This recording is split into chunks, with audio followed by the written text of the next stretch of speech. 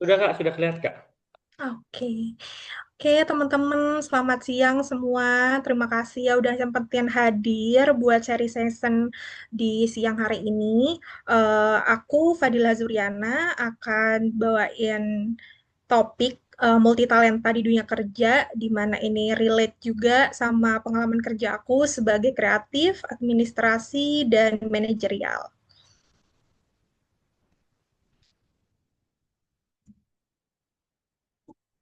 Oke, apa sih multitalenta itu sendiri?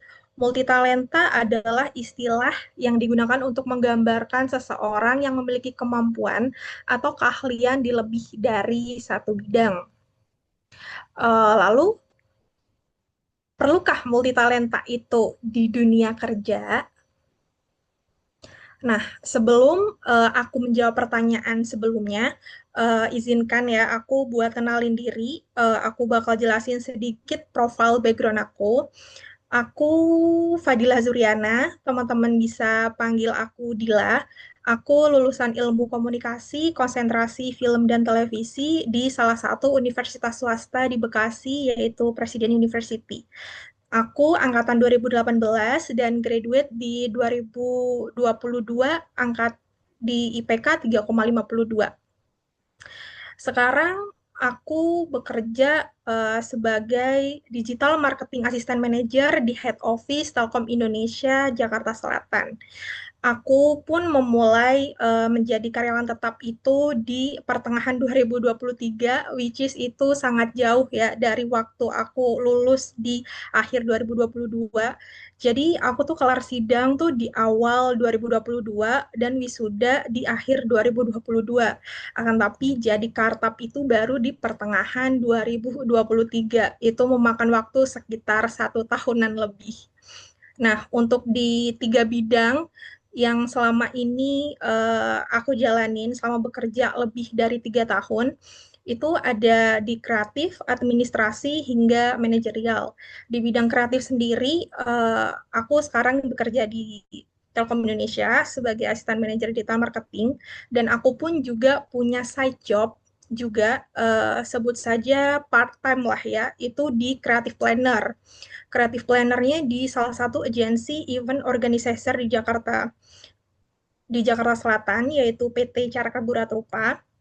Kemudian aku juga pernah menjadi sosmed spesialis dan marketing komunikasi di F&B industry, yaitu Wet Forest Indonesia.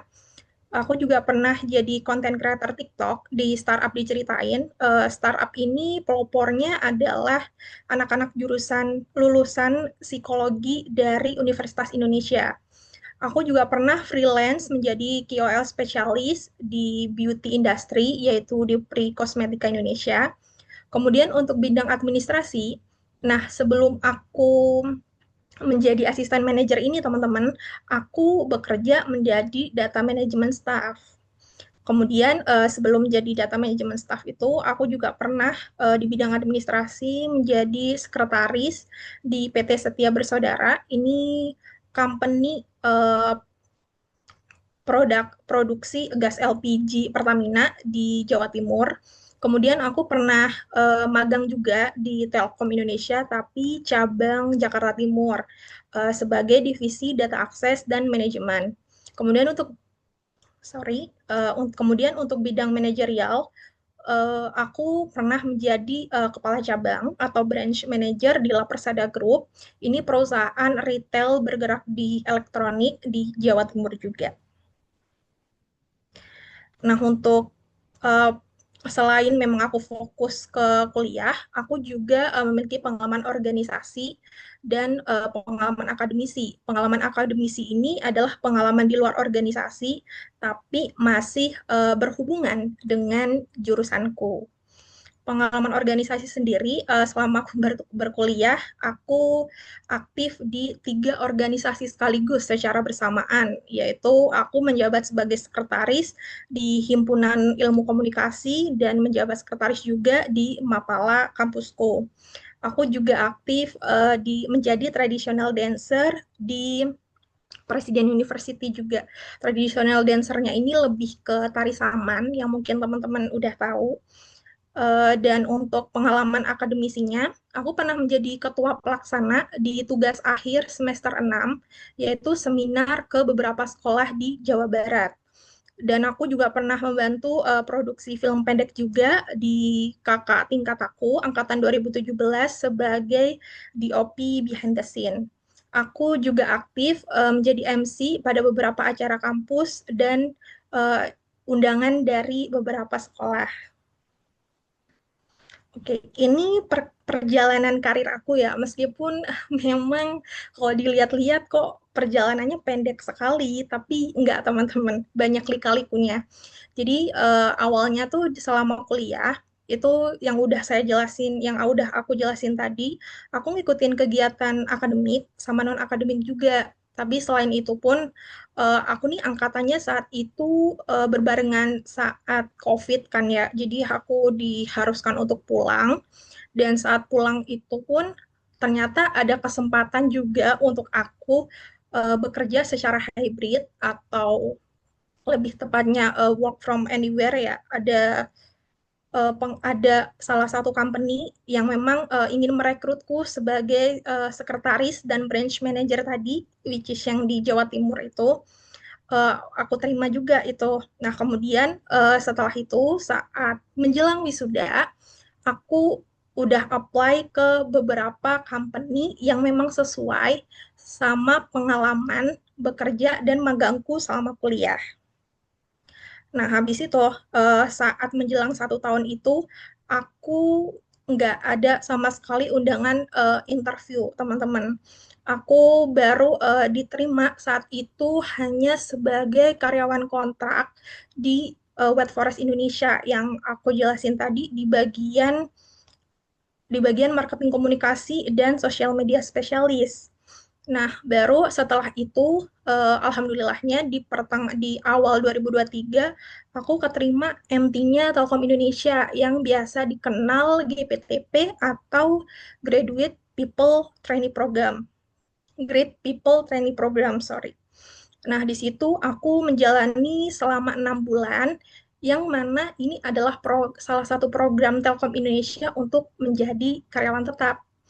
Kemudian aku diangkatlah menjadi setelah GPTP aku menjadi staf karyawan tetap ditempatkan di head office Telkom Indonesia, akan tetapi di bagian data management staff karena memang saat GPTP aku lebih unggul untuk di data management atau di data entry.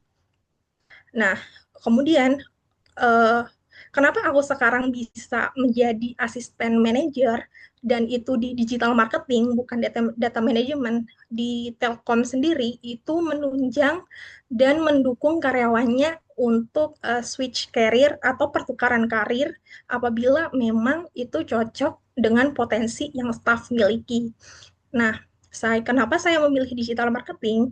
Itulah kenapa uh, Itulah kenapa saya memanfaatkan multitalenta saya yang saya punya pengalaman tadi di bidang kreatif. Nah, jadi saat saya sebagai data management staff itu, saya juga berinteraksi dengan teman-teman MT, tapi yang masuk di digital marketing. Saat kita diskusi selama meeting, aku banyak kasih insight baru, di mana itu bikin ketertarikan juga ke manajernya digital marketing. Jadi banyak insight-insight baru aku yang cocok sama beliau. Oke, kemudian dari situ banyak insightku yang berhasil mereka kerjakan saat itu. Mereka ada salah satu project. Jadi manajerku ini minta CV ku teman-teman. Jadi karena cocok dengan pengalaman dan CV-ku, kemudian melihat multitalenta aku selama aku kasih insight-insight itu, ada penawaran juga dari beliau, gimana kalau kamu switch career nih ke asisten manajer, karena ada potensi yang saya suka dari kamu. Kemudian diajukanlah ke bagian human capital. Dan dari situlah aku mulai berpikir, oh kalau aku bisa pindah ke digital marketing, aku bisa nih mengembangkan potensi aku di situ. Dan kemudian ternyata posisinya lebih tinggi lagi, bukan staff lagi, melainkan asisten manajer. Begitu teman-teman. Nah, inilah jawaban dari apa multitalenta itu penting di dunia kerja. multitalenta itu penting, teman-teman. Kenapa? Karena dunia kerja itu selalu berubah dan menuntut fleksibilitas. Maksudnya tuh gimana sih? Detailnya seperti ini. Dunia kerja itu cepat berubah. Jadi ada perubahan teknologi, kebutuhan pasar, kemudian cara kerja, tiba-tiba nanti hybrid, remote, WFA, itu bikin skill yang kita butuhkan itu jadi cepat berubah, teman-teman. Jadi kalau yang multitalenta nih bahkan lebih cepat menyesuaikan diri. Kemudian teman-teman juga bisa ambil banyak peran. Orang multitalenta itu bisa ngerjain berbagai hal, misalnya kerja di marketing, bisa juga desain, bikin presentasi, kemudian ngomong di depan umum. Karena nggak semua orang marketing itu bisa bikin desain dan bisa bikin deck presentasi. Mungkin hanya bisa ngomong di depan umum aja, bisa mempresentasikan hasil decknya, tapi belum tentu untuk bisa bikin deck presentasinya. Jadi kalau untuk yang multi talenta itu banyak sekali dibutuhkan karena serbaguna. Kemudian yang ketiga lebih mudah berkolaborasi antar tim. Kalau ngerti banyak bidang, kalian bisa ngobrol dan kerja bareng tim lain. Jadi lebih enak kan. Jadi nggak bakalan fokus sama dunia sendiri. Jadi misalkan tadi tuh aku di data management staff, tapi aku banyak membantu dan ngasih insight-insight baru di divisi lain. Jadi bisa jadi jembatan lah antar divisi. Kemudian kreatif dan solutif. Jadi punya banyak sudut pandang gitu yang lebih kreatif, yang lebih kreatif. Jadi kita tuh sebagai anak yang multitalenta itu bisa mikir out of the box. Jadi apa yang kita pikirkan, insight yang kita punya itu nggak bakalan selalu sama dan dipunya di orang lain atau individu tertentu. Itulah mengapa orang multitalenta itu banyak dicari, teman-teman. Karena nggak fokus hanya pada satu bidang aja. Kemudian selanjutnya, orang multitalenta itu bisa menjadi nilai tambah di mata perusahaan. Makanya itu, ini orang multitalenta itu banyak sekali eh, yang berkesempatan untuk promosi lebih cepat. Begitu. Ini ada sedikit quotes juga dari saya bahwa multitalenta itu bukan cuma soal bisa banyak hal, tapi tentang punya nilai lebih yang bikin kamu tahan banting, relevan, dan berkontribusi lebih luas. Oke, sekarang aku mau bahas nih multitalenta versus spesialis. Karena aku yakin nih teman-teman di sini mungkin ada yang punya banyak minat, tapi bingung nentuin mau minat yang mana. Kemudian ada yang punya banyak minat, tapi aku pengen salah satu aja deh yang aku masukin. Terus mana ya yang lebih baik? Terus mana ya yang lebih dibutuhkan di dunia kerja sekarang? Multitalenta kah? Atau yang spesialis kah? Nah, ini adalah perbandingan sederhana dari aku tentang multitalenta dan spesialis. Multitalenta atau generalis sendiri itu punya banyak keterampilan dan keahlian atau tahu banyak bidang. Sementara spesialis sendiri adalah ahli hanya di satu bidang tertentu. Di kolom aspek, ini ada fokus, kelebihan, kekurangan, dan multitalenta spesialis itu cocok untuk di mana sih? Nah, untuk multitalenta sendiri, fokusnya itu banyak bidang pastinya. Spesialis hanya di satu bidang. Kemudian untuk kelebihan, multitalenta sendiri itu lebih fleksibel, adaptif, atau mudah beradaptasi, terus bisa multitasking di tugas yang berbeda. Kalau spesialis itu kelebihannya tuh sangat ahli, bakalan jadi rujukan utama kalau butuh solusi mendalam. Nah, kekurangannya apa sih? Kekurangannya untuk multitalenta itu bisa burnout atau stres karena pekerjaan ya. Ya meskipun spesialis pun juga bakalan mengalami fase burnout, tapi multitalenta mungkin akan lebih cepat merasakan itu. Meskipun burnout sendiri itu bakalan ada solusinya apabila kita bisa menempatkan porsinya yang tepat. Kemudian kadang dianggap kurang fokus dan bisa juga dianggap nggak serius. Kalau spesialis sendiri, kekurangannya itu bakalan sulit beradaptasi kalau bidangnya nanti tergeser oleh teknologi. Cocok di mana sih multitalenta sama spesialis? Cocoknya itu kalau multitalenta tuh di dunia kerja yang cepat berubah dan harus banyak kerja dengan tim.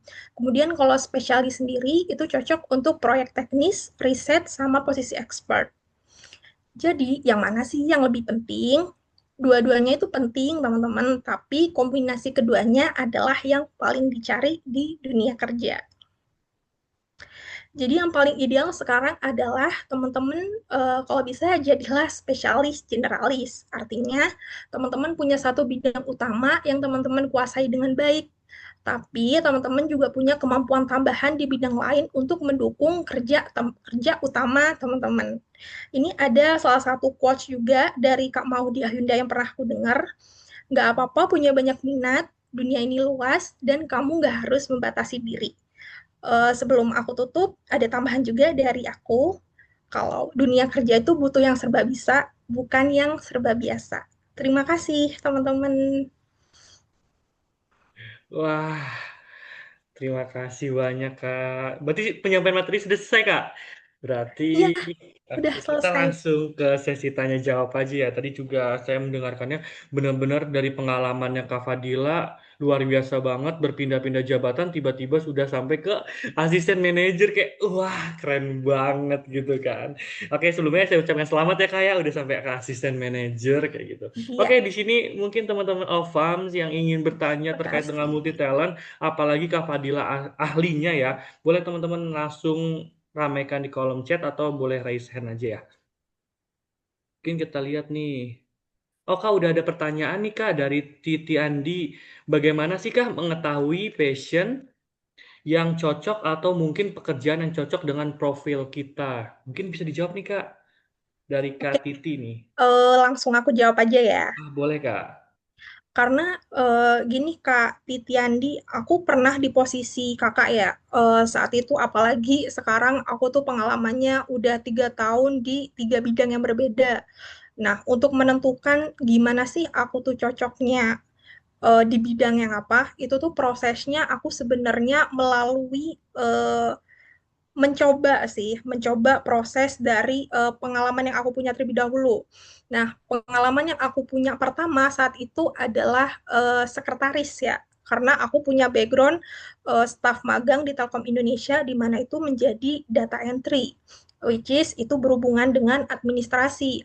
Nah, aku selalu membagi CV-CV yang berbeda. Misalkan di administrasi, misalkan apply di administrasi, aku pasti memfokuskan CV-nya itu khusus administrasi. Apabila kreatif, aku kreatif. Kemudian untuk yang di manajerial, aku fokuskan kebanyakan sih aku fokuskan di hampir semuanya ya kalau untuk manajerial. Nah, untuk menentukan bidang yang cocok itu biasanya aku masuk di bidang yang masing-masing dulu. Jadi aku berproses dulu nih kemarin di administrasi. Nah, selama di administrasi aku merasakan cocok nggak ya di situ gitu. Nah, kita mengetahui cocoknya dari mana itu sebenarnya sih kita tuh punya keunggulan nggak sih dengan partner kerja kita yang lain. Sebenarnya sebenarnya di situ tuh kita bisa cari tahu tuh uh, misalkan kita bakalan stuck nggak ya kerja di situ, karena semua orang tuh bakalan stuck kan kalau kerja itu pasti mengalami stuck di situ, tapi gimana kamu bisa ngatasin apa enggak. Tapi kalau selama kerja kamu sebagai administrasi itu udah ngerasain stuck dan ngerasa aduh aku udah nggak cocok nih kerja di sini, ya mungkin Kak Titiandi bisa nyoba di passion yang lain. Nah, passion yang lain itu bisa dilihat dari yang mana sih? Dari pengalaman kamu yang lainnya. Misalkan kamu punya pengalaman menjadi content creator. Lah, mulailah apply di kreatif dan kamu masukin dunianya. Karena kalau kamu belum tahu di dunia kerjanya itu nanti seperti apa, menurut aku sendiri itu kamu nggak bakalan bisa ngerasain di cocok enggaknya seperti itu, Kak. Jadi prosesnya coba masukin dan perdalam dulu bidang itu, dan kamu ngerasa ini bakal dan kamu bikin riset nih setelah memasuki bidang itu, kamu bakalan kamu bakalan ini nggak bakalan bisa lanjut dan punya karir ke depannya nggak di bidang itu gitu. Jadi menurut aku sih masukin dulu dan perdalam bidangnya dulu sebelum kamu bisa menentukan kamu cocok apa enggak gitu, di bidang itu. Seperti itu Kak Titiandi.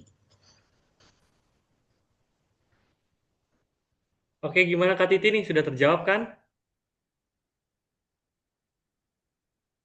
Mungkin sudah terjawab ya. Oke, sudah terjawab oleh Kak Dila. Tadi tuh ada yang raise hand dulu nih. Boleh nih Kak Ardiana. Kak Ardiana ada yang ditanyakan, Kak? Iya, Kak. Oke. Izin open ya, Kak. Iya, Oke, nggak apa-apa, Kak. Oke, saya izin bertanya, Kak. Perkenalan diri dulu, saya Ardiana. Saya juga fresh graduate di jurusan pendidikan matematika, Kak, sebenarnya. Dan saat ini tuh saya belum ada kerjaan tetap, tapi saya sedang mencari kerja juga kan, Kak. Eh, Belum tahu juga gimana sih caranya biar kita tahu kemampuan kita. Karena beberapa kali ini pengalaman saya itu saat ini tuh saya di admin keuangan, terus juga jadi digital marketing juga di salah satu lembaga les privat gitu, Kak. Untuk ngedit desain, ngedit postingan-postingan Instagram dan pokoknya sosial medianya gitu. Kemudian banyaklah freelance yang coba saya kerjakan gitu. Tapi itu tuh cuma setengah-setengah gitu aja loh, Kak. Nggak yang spesialis banget gitu. Nah, gimana sih apa yang harus saya lakukan sebagai fresh graduate untuk lebih mendalami nih minat saya? Karena kan minat saya itu di administrasi sebenarnya, Kak. Saya merasa cocok di bagian administrasi gitu karena pengalaman di organisasi juga saya kebanyakan ditempatkan di bagian sekretaris gitu, Kak. Mungkin itu sih, Kak, yang pengen saya tanyakan. oke, Kak Ardiana. Wah, bagus banget ini sih sebenarnya ya. Udah punya kerjaan di bidang keuangan kalau nggak salah tadi ya, tapi juga freelance di digital marketing ya kalau nggak salah tadi. Iya, benar, Kak. Ya, tapi kalau udah tahu nih minatnya di administrasi, kakak cara mendalaminya itu kakak ikut program kelas-kelas gratis, misalkan itu udah banyak juga dan salah satunya mungkin ini di Ofrim itu kakak perdalamin lagi, tapi fokuskan ke yang bidang administrasi aja dulu. Baru nanti misalkan kakak ingin memperdalam yang digital marketing, kakak bisa tuh sambilan mungkin dengan freelance itu kakak bisa tetap lanjutin. Kenapa aku saranin buat lanjutin? Itu karena di kedepannya mungkin kakak ingin tiba-tiba switch career kayak saya, itu kakak udah punya basicnya, kakak udah punya basic skillnya, dan kakak udah punya pengalaman kerjanya bahkan. Jadi menurut aku misalkan sekarang mau memperdalam bidang administrasinya karena udah punya minat di sana, kakak ikut kelas-kelas online-nya aja kalau tidak memungkinkan untuk kelas offline karena udah banyak info-info sekarang di sosial media pun juga banyak kelas-kelas gratis seperti itu, Kak. Tapi ada tambahan juga dari aku, menurut aku digital marketing yang freelance ini kalau bisa sih nggak perlu di stop ya, Kak, asal nggak mengganggu kerjaan utama kakak sebagai tadi di bidang administrasi, karena menurut aku ini udah bagus nih gitu buat kedepannya buat kakak, karena kita nggak tahu dunia kerja nanti bakal berubahnya seperti apa, tapi setidaknya kakak udah punya pengalaman dan basic skill di digital marketing seperti itu. Apakah sudah terjawab, Kak Ardiana? Oke, Kak. Alhamdulillah sudah terjawab. Tapi saya ada satu pertanyaan lagi, boleh, Kak? Ya, boleh. Oke, kan tadi saya sampaikan kalau misalnya saya jadi admin keuangan gitu kan, Kak. Nah, itu di suatu beasiswa gitu. Dan menurut saya sebenarnya belum dapat kerjaan tetap. Pengen cari tuh, Kak, kerjaan tetap yang di dunia profesional karena selama ini yang saya kerjakan gitu bukan yang dunia profesional, Kak. Jadi kayak kerjanya tuh yang santai, eh, terus nggak banyak tekanan sih sebenarnya kerjanya tuh bener-bener santai dan itu membuat saya kayak jadi malas malahan, Kak, karena hal itu gitu karena nggak ada tekanan, nggak ada apa sih deadline, jadinya tuh kayak males gitu. Makanya gimana sih biar biar bisa kerja di dunia profesional gitu, Kak. Terus Oke, tips dari aku kalau untuk kerja di dunia profesional, sebenarnya yang aku dengar dari kakak ini dari point of view aku ya, mungkin setiap kebijakan perusahaan itu tergantung masing-masing ya, nggak bakalan sama. Dan mungkin di company kakak yang sekarang tuh punya kebijakan sendiri, kenapa administrasinya seperti itu. Akan tetapi menurut saya coba misalkan ada kesempatan di tempat lain kakak apply aja, tapi karena kakak udah punya pengalaman di bidang keuangan dan administrasi nih, kakak terus apply aja, tapi coba mencari company, cari profile company-nya ini di atas dari company kakak yang sekarang, kalau bisa. Jadi kakak bisa nanti tuh ada peningkatan dari profile company-nya. Nah, kakak coba apply terus aja, dicoba terus aja, karena kakak udah punya pengalamannya. Menurut aku sih seperti itu sih Kak. Jadi kakak cari dulu ini loker-lokernya, kemudian kakak cari perbandingan profil background-nya dengan background company kakak yang sekarang. Ini better nggak ya dengan companyku yang sekarang ini? Jadi nanti kakak bisa coba apply di situ, seperti itu Kak. Oke Kak, terima kasih banyak Kak. Sama-sama.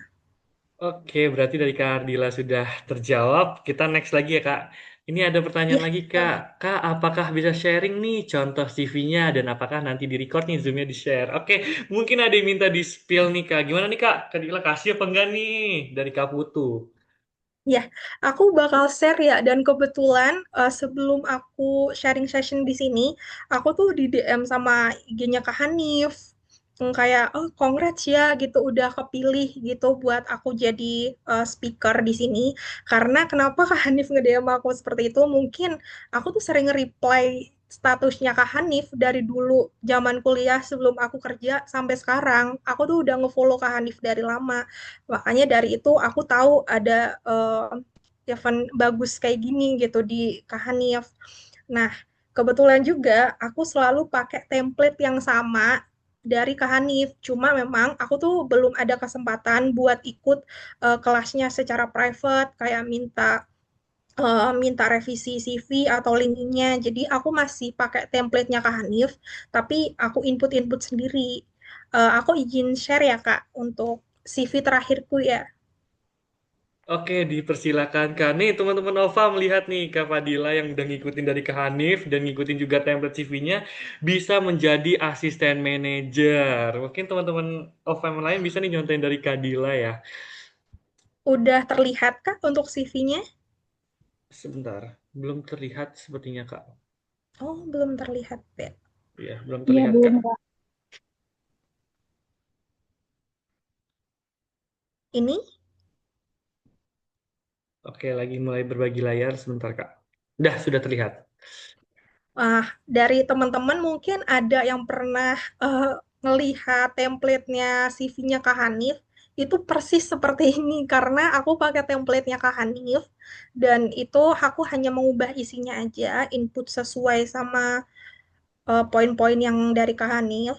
Ini aku yang versi Inggris. Ini aku update di tahun ini deh. Aku belum input yang freelance yang di Creative Planner ini, yang di IO Agency itu aku belum input. Maaf Kak, kalau versi Indonya ada nggak Kak? Versi Indo ada sih, ada. Aku cariin dulu ya. Nah, eh, ini maaf sebelumnya, ini tuh aku input semuanya ya, semua bidang tuh aku input di sini, aku masukin. Kenapa? Jadi aku punya saran buat teman-teman, misalkan kalian ikut manajemen training dan di persyaratannya itu tidak dikhususkan jurusan ini, misalkan dikhususkan semua jurusan gitu, misalkan manajemen trainee tapi tidak disebutkan manajemen trainingnya tuh khusus marketing atau khusus apa ya. Nah, itu biasanya general teman-teman. Jadi kalian bisa input semua bidang atau semua pengalaman yang kalian punya itu di CV. Tapi apabila nanti di persyaratannya itu lebih fokus ke marketing, lebih fokus ke administrasi, dan lebih fokus ke keuangan, ke finance, kalian masukin yang sesuai. Jadi kalian harus punya template sesuai pengalaman yang kalian punya sih. Jadi satu ada yang input semuanya kayak yang ini buat general. Kemudian satu khusus buat bidang kreatif. Kemudian yang satu khusus buat administrasi. Jadi kalian nanti tinggal ubah-ubah lagi gitu. Jadi jangan satu CV ini buat di-apply di semua loker. Jadi harus tetap disesuaikan ya teman-teman sesuai persyaratannya masing-masing. Nah, ini untuk English. Ini terakhir organizational experience dan yang terakhir itu aku input skills. Nah, ini aku cuma tambahin yang others ini sih teman-teman karena kalau dari Kak Hanif itu cuma sampai skill sebenarnya, tapi ini aku tambahin. Jadi ada aku skillsnya nih aku jabarin lagi ada language sama software yang atau tools yang bisa aku operasikan itu apa aja. Kemudian ini tuh others kayak lebih ke ini konten analisis, konten planning. Aku bisa juga manage sosial media gitu sih. Lebih ke ini sih, ini lebih ke soft skill-nya ya. Oke, gimana teman-teman udah ke-spill kan CV-nya dari Kadila? Dari Kak Putut gimana nih? Aman ya, udah ke-spill ya? Teman-teman sini udah pada tahu kan CV Kadila tadi tuh. Oh, Kak boleh bagi CV yang bahasa Indonesia gak? Nanti kan udah di-spill yang bahasa Inggris, tinggal translate-in ya Kak ya. Iya, Nah, bener. Benar. Template-nya sama seperti itu hmm, kok, tinggal di bahasa tinggal Indonesia di ya. bahasa Indonesiain aja. Oke, berarti next ya. Next nih Ya. Kak, ada pertanyaan juga nih. Izin tanya Kak Dila, sebagai generalis, gimana cara kita nih tahu bahwa kerjaan kita yang sekarang ini udah sesuai atau belum ya? Kan generalis itu pengen banyak bisa dan banyak tahu nih Kak. Mungkin jawaban dari Kak Dila seperti apa? Sorry Kak, bisa diulang pertanyaannya Oke, tadi? izin tanya Kak Dila, sebagai generalis, gimana cara kita tahu bahwa kerjaan kita yang sekarang ini sudah sesuai atau belum? Kan generalis itu pengen banyak bisa dan banyak tahu Kak, gitu. Ya. Oke, itu dari siapa, Kak? Oh iya, dari Kak Arif. Oh, oke. Kak Arif, terima kasih buat pertanyaannya. Buat generalis itu sebenarnya ini saya kasih contoh di real life ya Kak. Pasangan saya itu dia sebagai aktuaris, staf aktuaria di salah satu perusahaan asuransi di Jakarta Selatan. Nah, beliau ini ingin switch career ke audit. Nah, apa sih korelasinya aktuaria dan audit? Oh, ternyata harus sama-sama memperdalam susunan atau struktur laporan keuangan. Nah, jadi saat dia di aktuaria, dia lebih mendalami lagi tuh laporan keuangannya tuh gimana.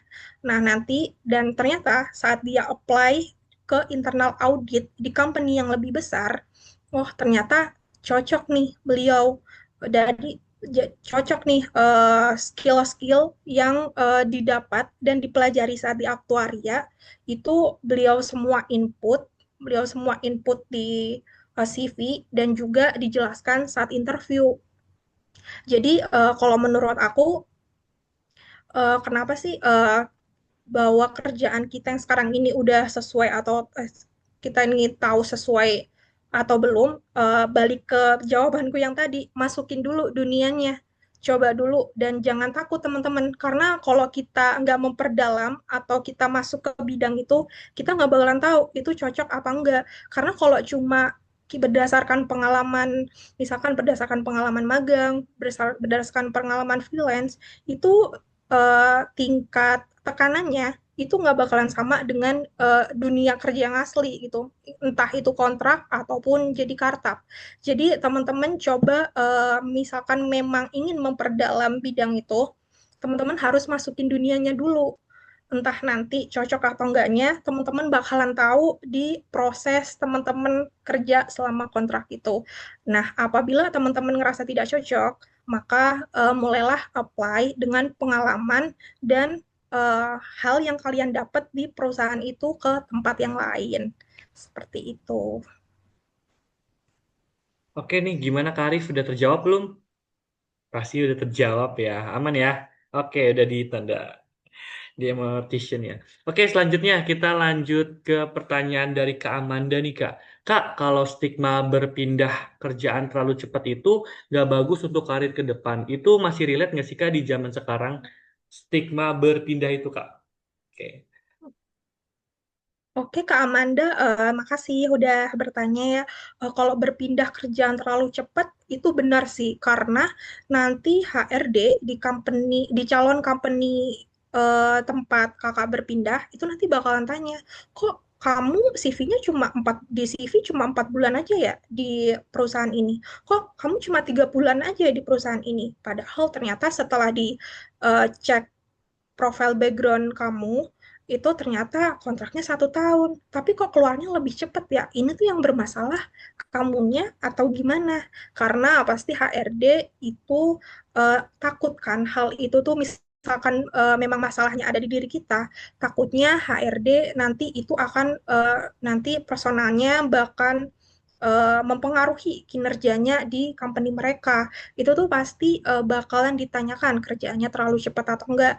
Nah, tips dari aku sendiri, aku tuh selalu bekerja sesuai kontrak, teman-teman. Karena aku kan juga 2 kali nih sebagai karyawan kontrak. Yang pertama itu 1 tahun, dan yang kedua pun juga 1 tahun. Nah, dari selama 1 tahun itu udah aku rencanain nih, misalkan memang aku nggak cocok, aku bakalan tetap memperdalam dan aku bakalan terus ngambil ilmu yang aku dapat di perusahaan itu. Tapi di tengah perjalanan misalkan nggak cocok, aku udah bakal mulai nyari company lain yang meskipun itu nggak bakalan segampang yang aku omongin, teman-teman, karena waktu itu tuh aku pengen pindah setelah selesai kontrak ya, ternyata aku nggak dapat secepat itu. Ya sudah, aku tetap berusaha apply dan aku nggak bakalan turun performa tuh di situ, meskipun memang tekanannya berat atau memang aku nggak cocok di bidang ini gitu. Tapi aku bakalan tetap profesional dan bakalan terus sesuai dengan kontrak yang udah aku sepakati sama perusahaan. Jadi menurut aku misalkan udah di kontrak 1 tahun tetap dijalanin. Tapi apabila di pertengahan udah ngerasa nggak cocok, cobalah mencari tempat atau kesempatan di company lain yang memang buka yang sesuai dengan pengalaman kerja Kak Amanda. Begitu Kak. Oke, Kak Amanda gimana Kak? Sudah terjawab Kak? Kak Amanda, Kak Amanda. Aman? Oke, aman ya berarti ya Kak. Oke, kita lanjut lagi nih Kak. Masih ada pertanyaan lagi cukup banyak kan antusiasnya Kak. Nih, selanjutnya dari Kak Salsabila. Pertanyaan ini ada 3 sih, tapi dia nulisnya dalam satu chat nih. Bukankah Oke. di dunia digital marketing sendiri itu luas Kak? Mulai dari sosmed, website, SEO, Betul. marketplace, ADS, dan kawan-kawannya. Nah, kalau kita belajar banyak bidang tersebut di digital marketing, itu namanya spesialis atau multi talent. Nah, itu pertanyaan pertama, Kak. Yang kedua, Iya. kalau Kakak sendiri, apakah semua bidang di digital marketing dijalani atau spesialisasi di bidang apa aja, Kak, dalam digital marketing? Nah, yang ketiga nih Kak, ada lagi. Bagaimana cara Kakak untuk switch karir dari sosmed ke call? Apakah harus ada pengalaman dulu atau bagaimana? Itu sih Kak. Banyak banget ya. Kak Salsabila. Oke, Hasal Sabila, aku jawab pertanyaan yang pertama ya, Kak. Betul banget, sebagai digital marketer itu memang diharuskan ya. Apalagi mungkin kalau udah asisten manager seperti saya, itu diharuskan kita menguasai semua role yang ada di digital marketing. Nah, kebetulan kalau di company aku di Telkom, digital marketingnya itu role-nya ada sosmed, terus SEO, kemudian ads, terus desain, website, sama ini, sama satu lagi sosmed dan content creator tadi udah aku sebutin ya. Berarti sosmed spesialis dan content creator itu jadi satu, kemudian SEO, kemudian sama ads. Nah, keempat role itu harus aku kuasain. Karena kenapa? Karena karena aku sebagai asisten manajer, aku tuh selalu ngebantu manajer aku buat mantau analisis nih di setiap role-nya. Nah, gimana cara aku analisis kalau aku nggak mengerti semua role digital marketingnya itu? Nah, pertanyaan kakak tadi itu apakah spesialis atau multitalent? Itu termasuk multitalent ya kak, karena karena kita nggak masuk di salah satunya.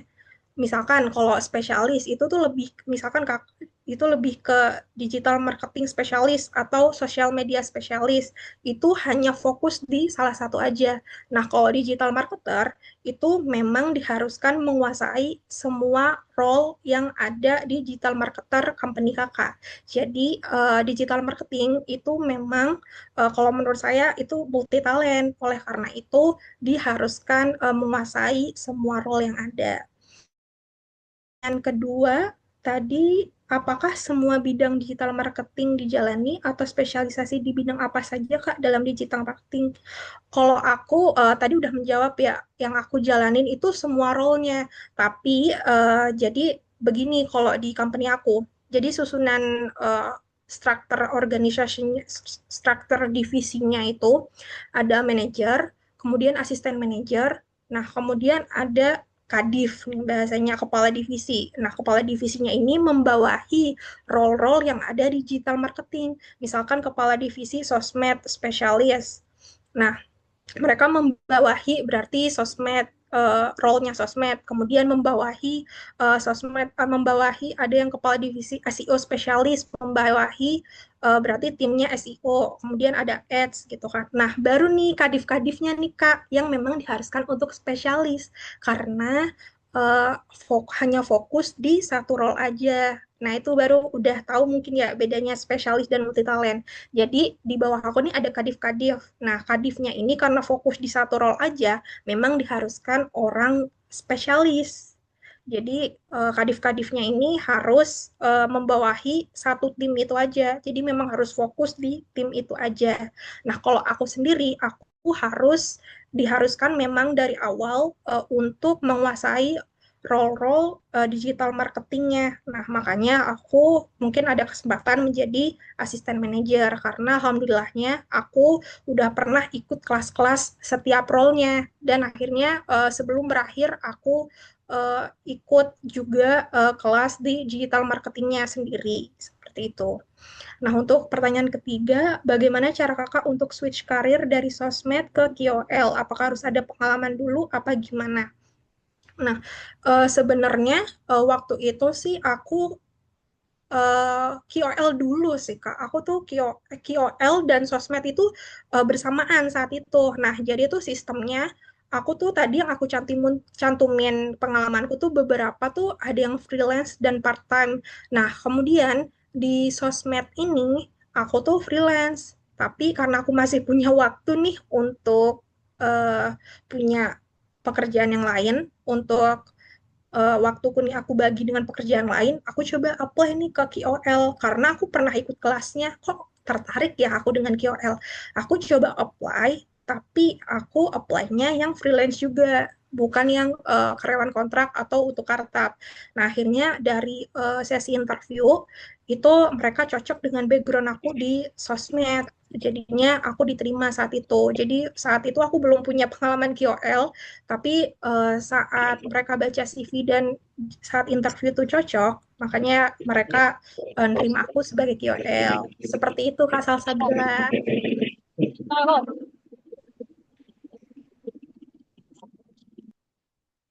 Udah aku jawab tiga-tiganya.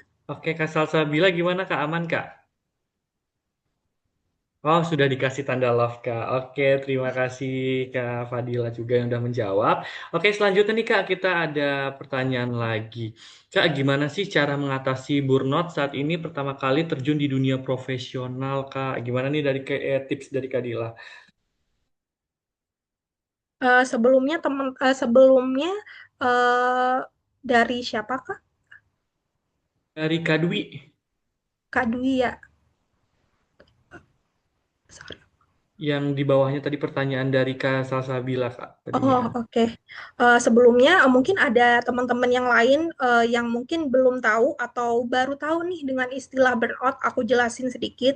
Jadi burnout ini tuh perasaan lelah, letih secara fisik, mental yang kita rasain karena pekerjaan kita yang terlalu banyak atau dari tekanan kerjaan ya teman-teman.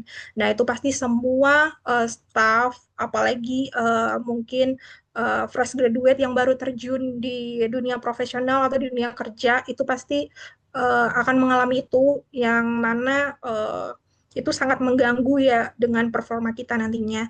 Tips dari aku sih, aku pertama kali ngalamin burnout itu saat kapan ya ngalamin burnout aku tuh?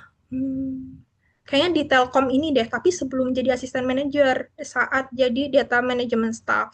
Karena ini aku udah jadi kartap dan aku dari jalur MT, di mana itu MT kan di manajemen training ini kan dirancang untuk kita menjadi pemimpin perusahaan ya nantinya. Nah, makanya mungkin tekanannya lebih berat dari mungkin staff biasanya. Itu sih yang aku rasakan selama ini. Nah, saat aku burnout itu, aku ngelakuin apa aja sih? Aku biasanya sih selalu nyelesain tepat waktu ya. Aku selalu ini sih bagi kerjaan aku dulu, yang mana yang harus aku prioritasin dulu, yang mana deadline-nya lebih dekat, itu aku prioritasin dulu, aku kerjain selesai dulu. Aku tuh punya prinsip teman-teman, kalau udah sampai rumah, aku nggak bakalan mau nyentuh laptop lagi. Aku nggak bakalan mau kerja lagi kalau udah sampai rumah. Apalagi di weekend. Ya meskipun itu nggak selalu seperti itu. Tapi kalau bisa, itu tuh aku selalu usahakan kalau udah sampai rumah, aku nggak akan pernah mau untuk menyentuh kerjaan lagi karena kalau udah sampai rumah itu waktunya istirahat dan itu statement yang selaras dengan manajerku yang sekarang di digital marketing. Beliau juga melakukan hal yang sama. Jadi untuk mengatasi burnout itu aku pastinya nggak mau aku butuh istirahat lebih banyak ya. Jadi aku pertama aku harus prioritasin kerjaan lebih dulu, aku selesaiin dulu di kantor, baru aku pulang biar bisa istirahat. Kemudian yang kedua, aku biasanya weekend itu selalu ngeluangin waktu buat ketemu pasangan dan temen, entah temen kantor atau temen di luar kantor itu untuk sharing ya, sharing karena kita bisa dapat insight baru dari mereka, gimana sih mereka caranya biar nggak stres di kerjaan, karena bisa jadi insight mereka beda nih dengan aku, dan aku bisa nyoba insight baru nih dari mereka gitu. Nah kemudian selain aku nggak mau kerja di rumah, terus weekend aku biasanya keluar atau weekend tuh harus full istirahat mungkin ya pokoknya melakukan aktivitas tuh di weekend tanpa kerja. Aku selalu melakukan itu. Kemudian yang terakhir aku selalu beraniin diri untuk speak up ke atasan aku, teman-teman.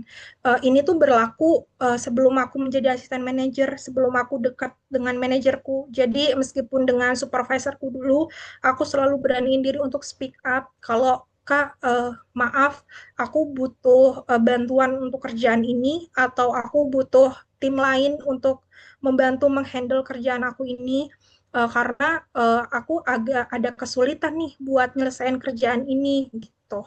Itu sih teman-teman. Jadi yang pertama aku setiap kali di rumah nggak mau kerja lagi. Intinya aku selesaiin di kantor. Kemudian yang kedua, weekend tuh udah waktunya istirahat buat aku. Kemudian aku pokoknya weekend melakukan aktivitas selain buka laptop, pokoknya selain menyentuh pekerjaan. Kemudian yang ketiga, aku beraniin diri speak up ke atasan aku atau ke teman-teman timku untuk mereka bisa ngebantu ngurangin pekerjaan aku yang bikin stres dan menurunkan performa aku karena itu juga berpengaruh kan ke tim kita gitu sih. Semoga terjawab Kak Dwi.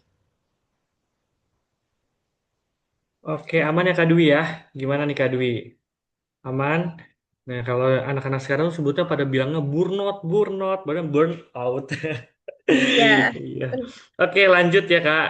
Masnya kita mungkin masih ada waktu sekitar 10 menit lagi, 5 menit, 10 menit lah. Masih ada 2 pertanyaan lagi mungkin ya Kak ya. Iya, Oke, di sini boleh. selanjutnya nih Kak dari Kak Meilani. Gimana cara tahu skill kita itu lebih cocok dikembangkan ke arah kreatif, administratif, atau manajerial? Itu pertama nih Kak. Yang kedua, Hmm. Kak, aku kerja full time offline, tapi juga punya usaha kecil-kecilan. Kadang bingung nih atur waktu dan fokus. Apalagi semuanya aku handle sendiri. Gimana nih Kakak dulu menyeimbanginnya semuanya? Itu Kak. Oke, Kak Melani, makasih buat pertanyaannya ya. Balik lagi, aku tadi udah jawab sih gimana cara kita tahu cara tahu skill kita itu lebih cocok dikembangin kemana, masukin dulu dunianya. Nah, misalkan kalian punya kerjaan yang full time, tapi pengen memperdalam bidang bidang yang lain yang memang kalian tuh punya, itu ikut kelas aja. Tapi misalkan ada waktu, mending freelance. Jadi misalkan kayak aku mungkin yang kerjanya Senin sampai Jumat aja, itu Sabtu Minggunya aku gunain freelance kan tadi menjadi creative planner. Jadi di creative planner ini aku mengembangkan skill administrasiku juga karena mereka juga banyak bikin deck proposal di creative planner ini.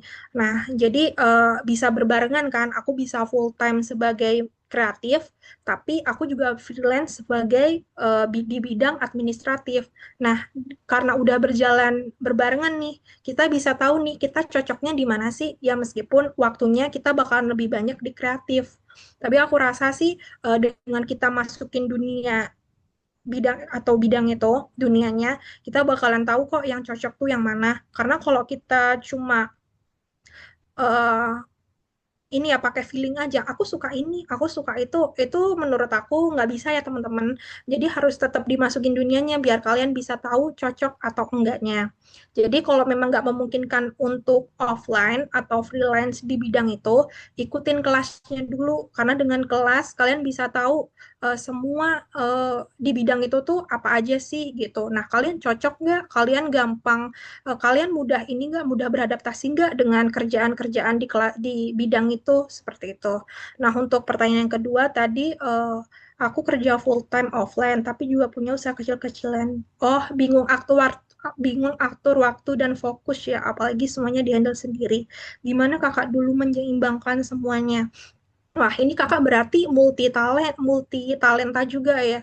Full time offline tapi punya usaha kecil-kecilan. Ini termasuk multi talent sih. Tips dari aku sih, kakak harus punya ini kemana-mana harus punya notes ya. Itu bawa aja entah digital di HP atau kakak mau tulis kalau emang suka nulis. Kakak tetap prioritasin pastinya yang full time ya, yang full time offline.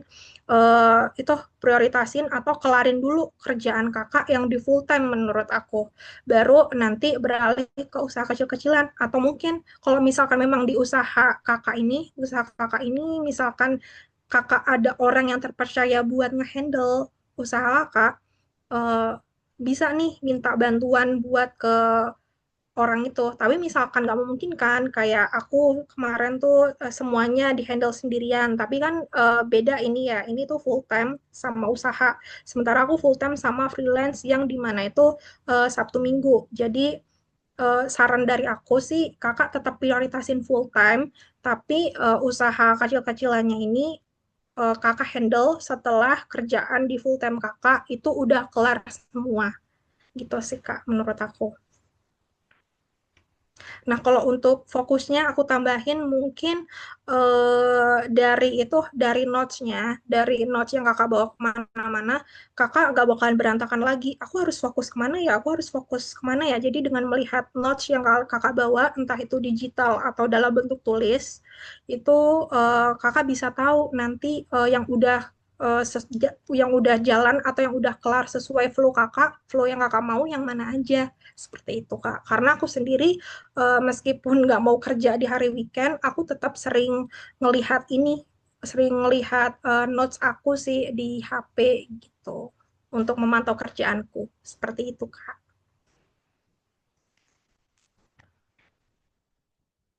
Oke, Kak Melani udah terjawab belum? Kak Melani berarti aman ya? Oke, mungkin ini Kak pertanyaan terakhir. Pertanyaan terakhir dari aku aja deh Kak ya. Izin tanya nih Kak, kan Kakak kan udah multi talent ya Kak di dunia kerja ya. Pernah nggak sih Kak, ada kan Kakak pasti berkolaborasi dengan tim lain ya. Pernah nggak sih Kak ada yang nganggap kalau kesannya kayak gini, ada, alah udah terlalu multi talent nih, terlalu ikut campur nih. Ada yang pernah nyinggung kayak gitu nggak Kak? Oke, Pernah, pernah. Makasih ya Kak ya. buat pertanyaannya. Untuk hal-hal seperti itu tuh pasti pernah ya, karena memang apalagi di company besar itu kita tuh bakalan bersaing dengan banyak orang, kita bakalan terus ketemu dan bakalan berdiskusi sama banyak orang, dan hal-hal kayak gitu tuh banyak juga yang nggak suka, karena biasanya apalagi di di misalkan di tim marketing, mereka tuh ya udah tiap individu pasti ingin menunjukkan performa terbaik mereka. Nah, kemudian ada nih dari bidang lain ikut masuk. Nah, ini salah satunya aku gitu. Aku pasti pernah di kayak gitu, sering malah saat itu, saat menuju asisten manajer ini juga banyak lika-likunya Kak. Jadi tips dari aku sih untuk menghadapi itu, menurut aku sih bersikap, aku apalagi sebagai cewek sih awalnya juga kayak ini ya, tersinggung gitu, terus kayak kepikiran, aduh bener nggak ya jalan yang aku pilih nih gitu, atau aku mending diem aja gitu. Tapi kan ini juga buat perusahaanku ya, buat companyku gitu. Jadi insight dari aku yang mereka tuh nggak terpikirkan ternyata berguna juga gitu buat kedepannya. Jadi memang aku tetap berani speak up sih. Aku waktu itu juga nggak ada kepikiran buat pindah sebenarnya. Tapi makin ke sini dan aku tuh sering berkolaborasi sama tim mereka, ternyata memang dari tim mereka semua yang lebih banyak aktif dan banyak kasih insight baru itu aku. Dan kebetulan memang tim mereka ini sering juga meeting bareng manajerku yang sekarang, dan manajernya ini melihat aku sendiri sih, dan aku juga udah pernah sharing ke beliau, gimana ya Pak, saya ini dari divisi lain tapi pindah ke sini untuk menjadi asisten manajer, tapi beliau hanya cuma menjawab, ya saya butuhnya kamu, semua insight kamu itu cocok dengan saya, jadi ya kenapa kamu harus memikirkan pendapat orang lain gitu, gitu sih Kak. Berarti emang kalau dunia kerja mah lebih baik cuek aja kayak. Iya, benar, Bener-bener. Kalau benar. ngikutin dengar kataan orang malah malah sakit hati ya nantinya. Udahlah, Iya, terus aja lah ke benar. diri kita. Kadang juga temen kita sendiri Hmm, juga pasti saat meeting tuh hmm, berbeda, saat kita hmm. di luar kerjaan tuh beda. Jadi menurut Bener-bener. aku sih ya udah profesional aja di dunia kerja. Oke, siap. Makasih banyak Kak tadi atas pertanyaan Ya, dari aku khususnya dan juga tadi udah terjawab semua dari teman-teman semuanya. Sebelumnya kita kasih applause dulu dong buat Kak Dila, kita kasih apresiasi dulu. Mungkin kita kasih emoticon dulu ya. Boleh nih teman-teman kasih love, tanda oke, semangat gitu. Oke, wih, teman-teman udah rame ya. terima Oke, kasih. Oh, sebelum ditutup Kak, aku tadi oke siap Kak. lupa nggak share slide terakhir, itu ada LinkedIn dan Instagramku. Oh Siapa tahu teman-teman boleh. tadi yang nggak sempat bertanya, Mm-mm, itu bisa, ini aku sih bisa DM aku atau mm-mm, di LinkedIn. Aku mm-mm. pasti bukan hanya ngejawab kok, aku fallback juga teman-teman. Aku pengen berkoneksi dengan teman-teman karena mungkin banyak insight-insight baru, hal-hal baru yang kita bisa sharing. Itu nanti bisa kalian, teman-teman bisa ke Instagram aku Iya, atau siap. ke LinkedIn aku. Benar tuh. Kali aja nanti Kak Dila bisa berbagi loker di LinkedIn-nya ya Kak ya. Kalau misalkan membutuhkan pekerjaan nanti di kantornya, bisa juga Betul, tuh. betul. Boleh, boleh. Udah terlihat kan ya, Kak? Sudah Kak, sudah terlihat. Nah, ini untuk Instagram dan LinkedIn Nah, aku, teman-teman. Aku selalu ini kok, aku juga ini salah satu admin Instagram ini juga, Living in Telkom. Living in Telkom hmm, ini sosial medianya Telkom yang bakalan nge-share semua rekrutmen di Telkom Indonesia, teman-teman. Jadi di situ bakalan ini selalu di-share kok kalau misalkan ada loker gitu. tuh teman-teman, Kak Dila juga salah satunya adminnya loh. Kalau misalkan ada loker pasti selalu diinfokan. Iya, Info loker MT Kak di Telkom Kak. Mungkin tadi ada yang iya, kayak gitu kan ya. benar. Betul, betul. Oke, mungkin teman-teman di sini sudah pada follow. Jangan lupa ya teman-teman ya. Oke, Oke, aku sebelumnya stop aku juga share. ucapin terima kasih ya Kak Dila ya, sudah mau sharing, berbagi insight, bahkan bisa meluangkan siang hari ini yang tadi Kak Dila, padahal hari Sabtu, hari weekend itu, hari Kak Dila untuk istirahat, nggak ngebuka laptop ya, tapi mau berbagi ke Tapi kita. ini beda kok. Aku happy sih kalau buka laptopnya sharing session gini sih. Hmm, Oke, karena benar sih Kak, kita emang perlu sharing seperti ini, bisa kita akan berbagi ataupun kita yang mendapatkan ilmu, seenggaknya udah saling berbagi ya kepada teman-teman. Oke, sebelumnya saya ucapkan terima kasih kembali karena Kak Dila sudah mau meluangkan waktu. Baik, sebelum aku tutup, mungkin Kak Dila ada closing statement nggak buat kita semuanya nih? Masukan lah buat apa buat kita gitu. Buat teman-teman, aku nggak tahu semua yang hadir ini lagi cari kerja, baru cari kerja, atau baru lulus, atau mungkin teman-teman udah kerja tapi masih mau pindah ke tempat lain, atau mungkin sekarang lagi capek di tempat kerjanya. Semangat ya teman-teman gitu. Dan aku pernah juga di posisi teman-teman yang aku sebutin tadi. Aku selama 1 tahun lebih apply loker ratusan juga nggak ada ini nggak ada panggilan, nggak ada panggilan interview dari mereka, bahkan ditolak ataupun enggaknya aku juga nggak tahu saat itu karena nggak ada statement apapun dari company yang aku apply ratusan itu. Tapi semangat aja buat teman-teman karena starting point tiap orang itu beda-beda ya teman-teman. Jadi semangat terus buat teman-teman yang mau nyari kerja. Pasti nanti ada waktunya kalian keterima.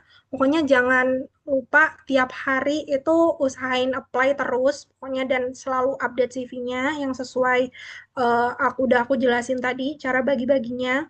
Kemudian untuk yang baru masuk kerja, semangat, kalian tetap profesional aja dan ambil semua ilmu yang kalian dapat di company tersebut karena pasti berguna buat kalian ke depannya entah di company baru atau kalian nanti meskipun udah sekelas manajer, aku yakin ilmu-ilmu yang kalian dapat dari company sebelumnya itu bakalan berguna. Kemudian untuk teman-teman yang sekarang udah jadi kartap, semangat, jangan meskipun burnout tetap diatasi dan tetap terus ya kalian lanjutin. Kalau misalkan mau pindah, usahain dapat company-nya dulu, kalian offering dulu baru pindah, jangan kalian resign dulu baru cari company lain. Jadi saran aku tetap semangat buat kalian semua yang baru memulai ya. Aku yakin kalian semua nanti bakalan di posisiku atau lebih tinggi lagi mungkin. Jadi semangat teman-teman dan makasih udah luangin waktu di weekend ini.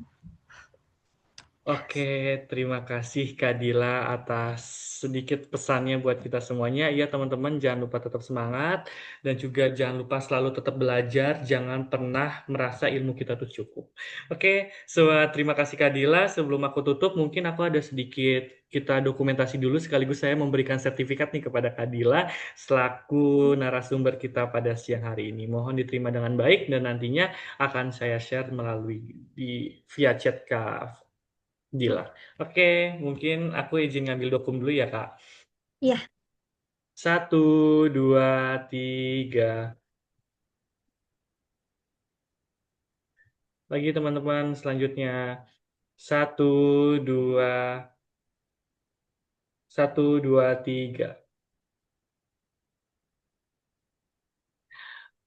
Oke, terima kasih ya, Kak. Udah mau ya meluangkan waktu. sama-sama. Oke, Terima mungkin kasih Alfrim juga buat kesempatannya. siap. Oke, mungkin aku tutup ya. Terima kasih kepada Sobat Ovam yang sudah bergabung. Sekian dari saya selaku MC. Kurang lebih mohon maaf. Wassalamualaikum warahmatullahi wabarakatuh. Oke. Dadah teman-teman. Terima kasih Kak, terima kasih semuanya.